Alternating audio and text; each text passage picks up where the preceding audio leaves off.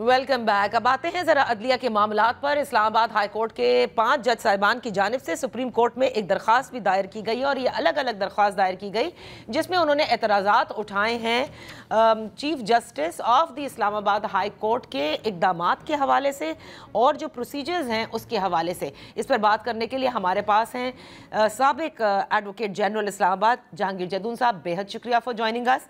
जहांगीर जदून साहब, ये बड़ी मैं कहूँगी कि बड़ी पावरफुल तस्वीर थी, वो वीडियोस जो शेयर भी हुई कि इस्लामाबाद हाई कोर्ट के 5 जज साहिबान खुद चलकर जाते हैं और सुप्रीम कोर्ट में एप्लीकेशन देते हैं और अलग अलग देते हैं।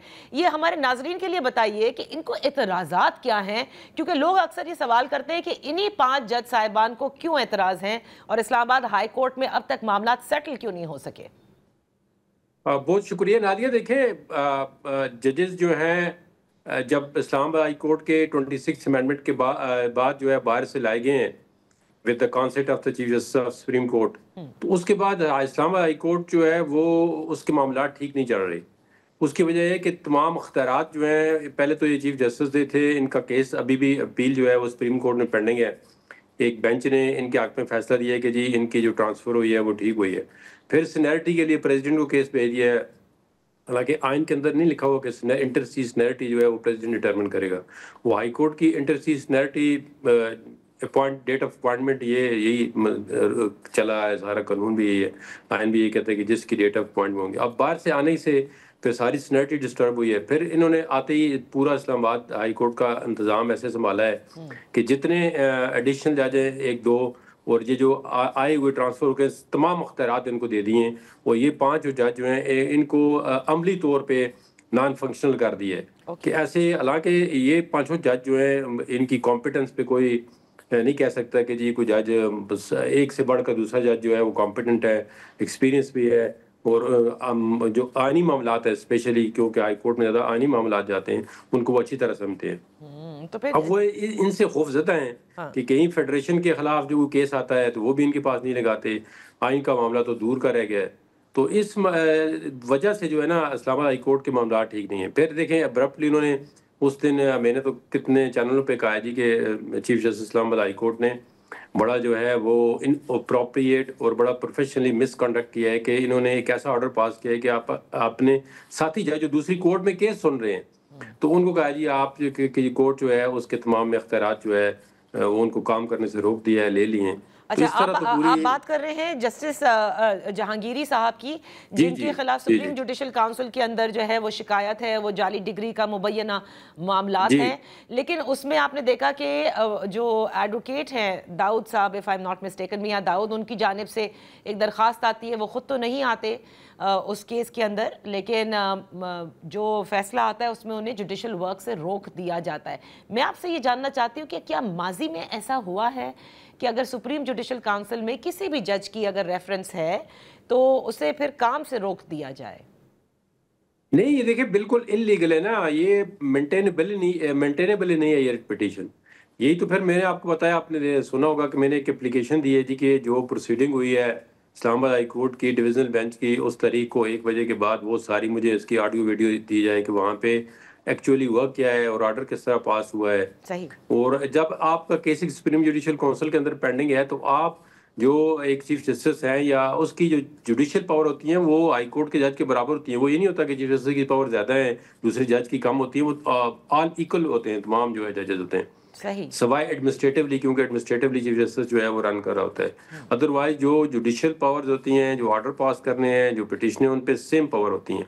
ओके, तो अब केस जो है वो सुप्रीम जुडिशियल काउंसिल में पेंडिंग है, वहाँ पे कार्रवाई जो है वो नहीं आगे चला रहे, तो इन्होंने जो आर्टिकल 209 ऑफ द कॉन्स्टिट्यूशन है उसको ओवरराइड कर दिया, बाईपास करके एक ऑर्डर पास कर दिया जी कि आपको रोक रहे हैं।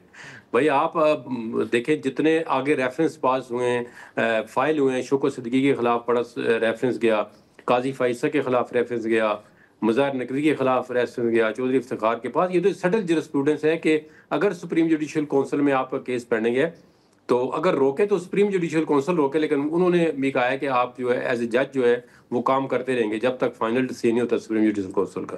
کیونکہ اگر آپ کمپلینٹ پہ ایک بندے کو کام سے روک دیں گے تو سپریم جوڈیشل کونسل میں کوئی کمپلینٹ جو ہے وہ سال پڑی رہتی ہے، کوئی 2 سال پڑی رہتی ہے، تو کیا وہ سال اور 2 سال پھر جج کوئی کام نہیں کرے گا؟ اچھا تو پھر آپ اس کو ٹھیک ہے، یہ تو پوائنٹ ٹیکن کی جو ماضی میں جو کچھ ہوا آپ اس کا حوالہ بھی دے رہے ہیں.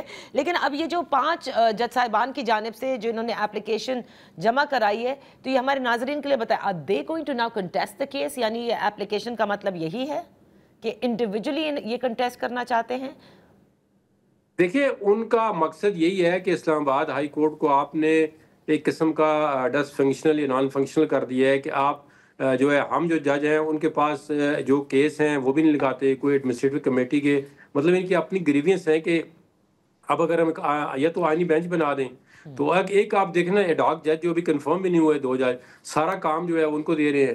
تو یہ انہوں نے کہا جی کہ چیف جسٹس کی یہ ڈسکریشن جو ہے یا جو ایڈمنسٹریٹو پاور ہیں وہ صحیح طرح جوڈیشلی یوز نہیں کر رہے. انہوں نے اپنا یہ مدعا جو ہے سپریم کورٹ کے اندر رکھا ہے. ایک تو سپریم کورٹ کو چاہیے کہ جتنے اس کے پاس کیس ہیں ان کی اپیل ہے فوراً ڈیسائیڈ کریں.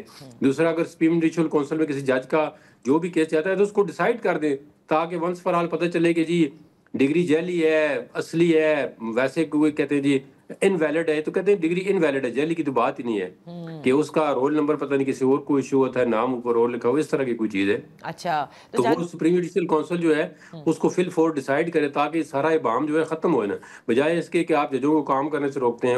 قانونی ذمہ داری جو ہے اپنی پوری کرنا چاہتے ہیں ریلیف. آپ دیکھیں نا پھر تو آپ کا جو 26ویں آئینی ترمیم کا مقصد تو یہ تھا کہ بظاہر طور پہ آپ کا مقصد تھا، اندر تو مقصد آپ کا یہ نہیں تھا کہ جی جتنے بھی مقدمات ہو گئے ہیں پائل اپ بہت زیادہ لاکھوں کے حساب سے وہ جلدی نپٹائیں. تو اسلام آباد ہائی کورٹ کے اندر تو اب کام ہی ٹھپ ہوا ہے، کتنے عرصے سے جو ہے وہ جو کیس نپٹائے نہیں جا رہے. لیکن جہانگیر جدون صاحب جو دوسری سائیڈ ہے نا وہ یہ کہتے ہیں کہ it is not becoming of a جج کہ آپ خط لکھتے ہیں اور خط لکھنے کے بعد میڈیا میں پہلے لیک کرتے ہیں اور بعد میں کنسرن کو بھیجتے ہیں.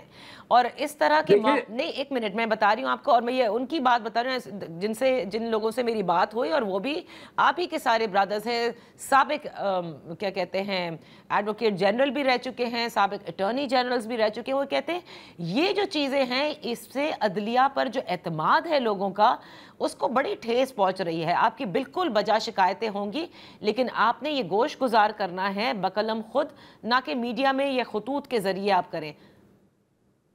دیکھیں ان کا ایک پوائنٹ آف ویو ہو سکتا ہے، ایک اوپینین ہو سکتی ہے، لیکن بات یہ ہے کہ انہی 5 ججوں نے قاضی فائز عیسیٰ جب چیف جسٹس تھے ایک لیٹر لکھا سپریم کورٹ کو کہ جی انٹرفیئرنس ہو رہی ہے آؤٹ سائڈ سے. انہوں نے خط لکھا تو ان کے خط پہ کوئی عمل ہونا چاہیے.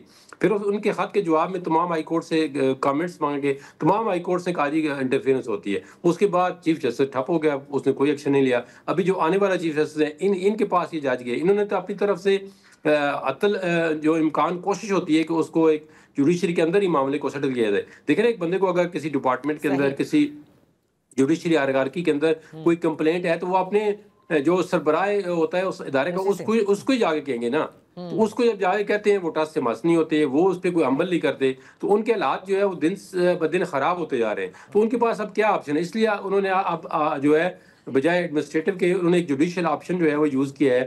وہ جا کے اپنی پٹیشن فائل کر دی کہ جی آپ دیکھیں نا یہ obstruction of justice جو ہے ڈائریکٹ فنڈامنٹل رائٹ کو افیکٹ کرتا ہے. بہت بہت شکریہ جہانگیر جدون صاحب for being with us on the show. اسی کے ساتھ پروگرام کا وقت ختم ہوتا ہے. اللہ حافظ.